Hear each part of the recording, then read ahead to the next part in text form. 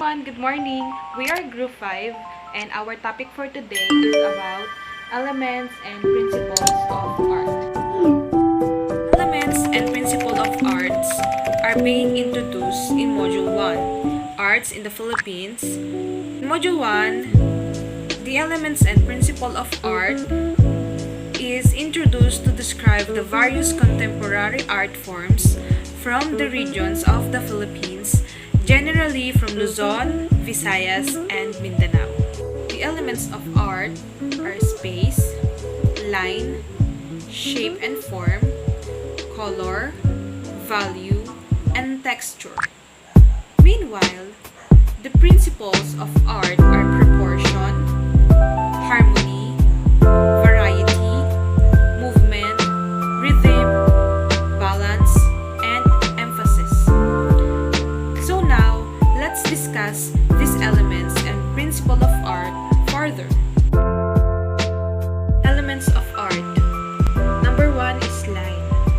An element of art that is used to define shape, contours, and outlines, also to suggest mass and volume. It may be continuous mark made on surface with a pointed tool or implied by the edges of shapes and forms.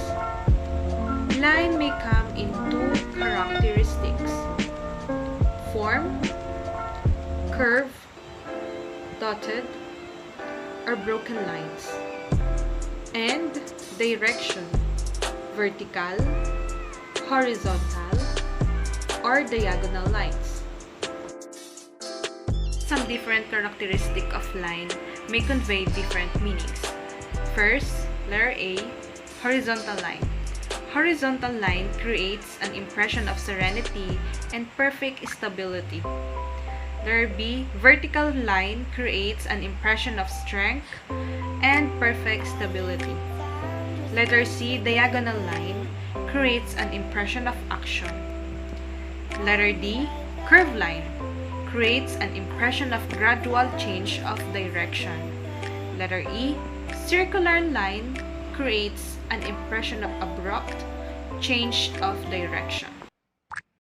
Moreover, lines can be classified into different types. Letter A, outlines. Outlines are made by the edge of an object or a silhouette. B, contour lines describe the shape of an object and the interior detail. C, expressive lines catch the movement and gestures of an active figure. Letter D, sketch lines capture the appearance of an object or impression of a place. Letter E, calligraphic lines are the elegant handwriting or lettering done by hand. Letter F, implied lines are lines that are not actually drawn but created by a group of objects seen from a distance.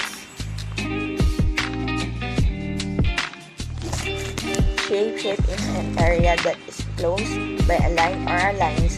Shape are two-dimensional figures with height and width. There are different kinds of shape, and there are geometric shape, organic shape, positive shape, negative shape, static shape, and dynamic shape.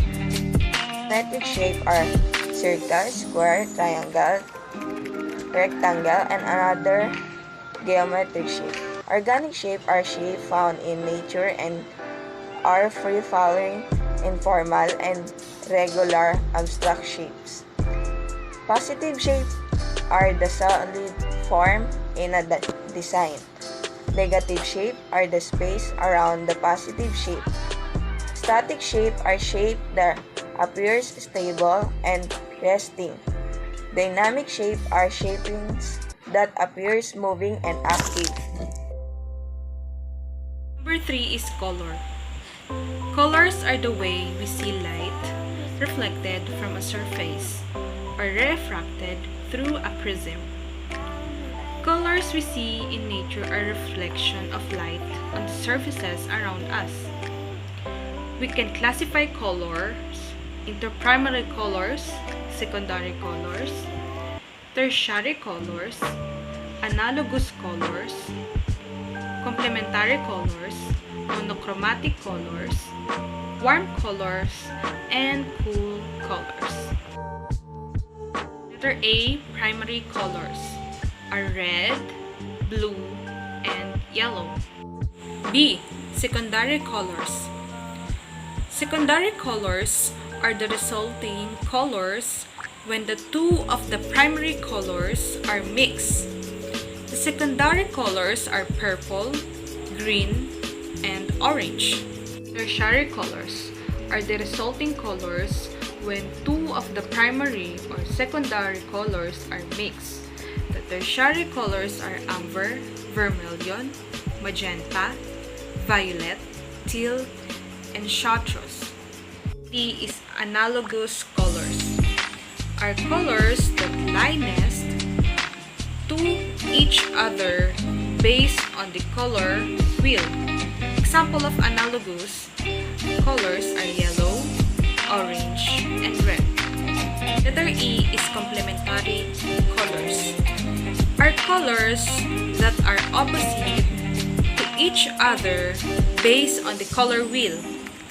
Examples of complementary colors are red and green, blue and orange, purple and yellow. Letter F is monochromatic colors are several values of one color.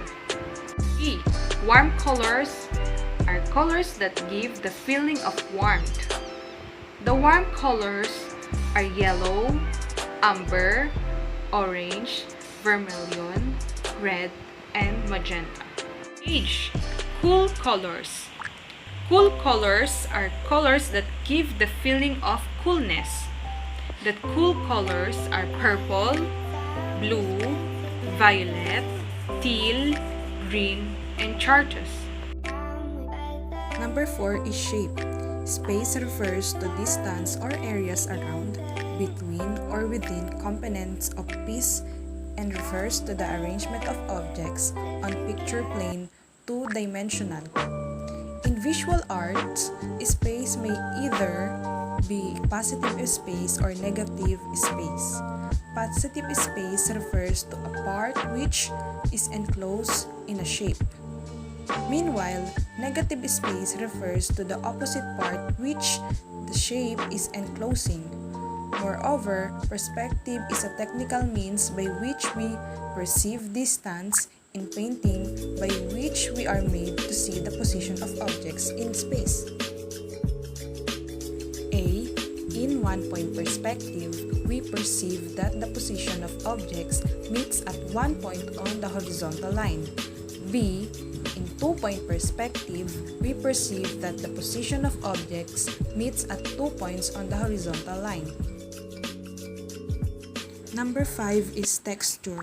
Texture is the element that appeals to our sense of feel on things rough or smooth, bumpy, or slippery. It is the character of the surface of an artwork. Real texture is the actual texture of an object. Artists may create real texture in art to give it visual interest or evoke a feeling. The implied texture made a piece of art to look like a certain texture. Like a drawing of a tree trunk may look like rough, but in fact, it is just a smooth piece of paper. Value. Value pertains to the lightness or darkness of a color in a given artwork. Value can be changed by adding white or black to a color, and this described as tint and shade. Tint pertains to the lightness of a color. Shade pertains to the darkness of a color. Form. Form is the three-dimensionality of an object. It has dimension of height, weight, and length. According to Mader, the elements of art are the visual tools that the artist uses to create a composition. Consequently, principles of art represent how the artist uses elements of art to create an effect and convey the artist's intent. Principles of art. Number 1 is rhythm. This refers to the repetition of certain elements to produce a pattern. Number 2, movement. Movement is the illusion of motion in a painting, sculpture, or design. Number 3 is balance. Balance refers to the visual weight in a picture. It refers to the even distribution of position of elements in an artwork. The principle of balance can be symmetrical or asymmetrical. Letter A, symmetrical balance. Symmetrical balance refers to an artwork wherein its both sides has the same elements in the same position. B, asymmetrical balance. Asymmetrical balance refers to an artwork wherein it is balanced through the contrast or differences of any of the elements of art. For promotion, the promotion refers to the relationship of the size of object in a body of work. 5. Contrast. This principle shows difference between elements of art in an artwork. It shows how stronger each element of art in relation to one another. 6. Variety. This principle of art refers to the diversity of the different elements using in an art to make it more interesting. Number 7 is emphasis. Emphasis refers to the greater impact or highlight given to a certain element in an artwork. Number 8 is harmony. This principle of art refers to the unity of an artwork. It is about the arrangement of the related elements that makes an artwork to be viewed as whole. These elements and principle of arts are very important aspect in understanding and appreciating arts. It helps an artist to make an artistic artwork which conveys their essential ideas or their intent. However, it's not just served as a help to artists but also to the viewers. Through the elements and principle of art present in an artwork, viewers will be able to understand, appreciate, and evaluate an artwork. Hence, we will apply elements and principles of art in evaluating artworks. Evaluation of artworks based on elements and principle of art. This artwork was made by the national artist of the Philippines in visual arts, Hernando Ocampo, entitled Genesis. Appreciation to this artwork of Hernando Ocampo by the viewers or other artists may be similar or may be different in some aspects. It is based on how they perceive the artwork with the help of elements and principles of arts or other factors that can influence them to appreciate or understand it.